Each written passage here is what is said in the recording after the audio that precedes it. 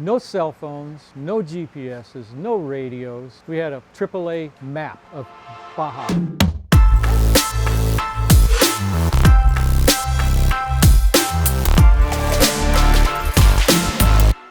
My name is Larry Stork.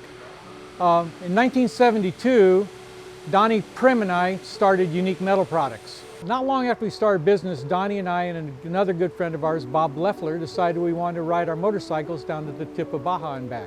And that was in '72. So Friday night, we loaded up Bob's Datsun truck. Wasn't a Nissan, it was a Datsun back then.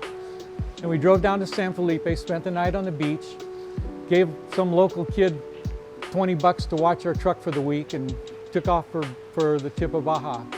Donnie was riding a Husky, I was riding an old Yamaha DT1, and Bob was the later model DT1. First night was in San Felipe. Second night we went to San Ignacio, found our motel, checked in and everything, decided to walk back downtown. And the only place that was open was a little taqueria. And so we sat down to have tacos, and the lady would come out and she would take your order and then go prepare your meal and give you your tacos. Then she'd take the next people's order, prepare theirs and give it to them. So we sit down at the table with a young couple and their child, and they had ordered already, so their tacos came and they shared their tacos with us. And then finally our tacos came and we shared ours with them. The young man and his wife and the baby left. They were finished with their tacos, they left. And Donnie and I and Bob got up to leave and went to pay the lady. She says, oh no, he took care of it. The young man and his wife, who probably had made less money in a week than we had in our pocket, paid for our tacos. And that was just the generosity of the Mexican people that I remember. It was way cool. But this was the first year the highway went all the way to La Paz. But we were going to ride down and back in the dirt. We were tough. Got lost.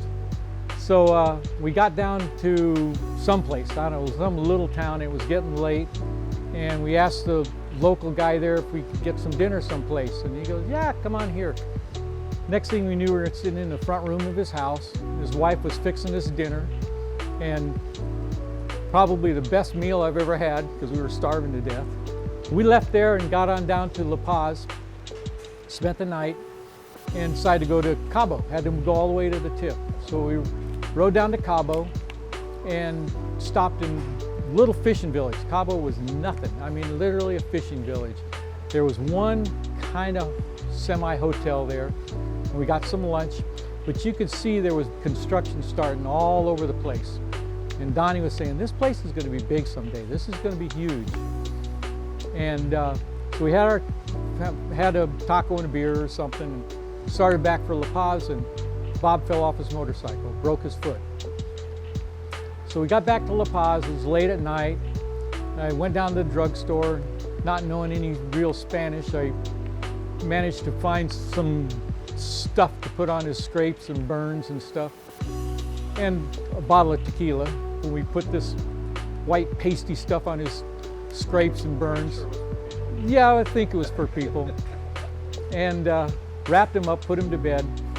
Got up in the morning, his leg was all swollen. We told him it wasn't broken, it was just sprained. He could ride home, no big deal.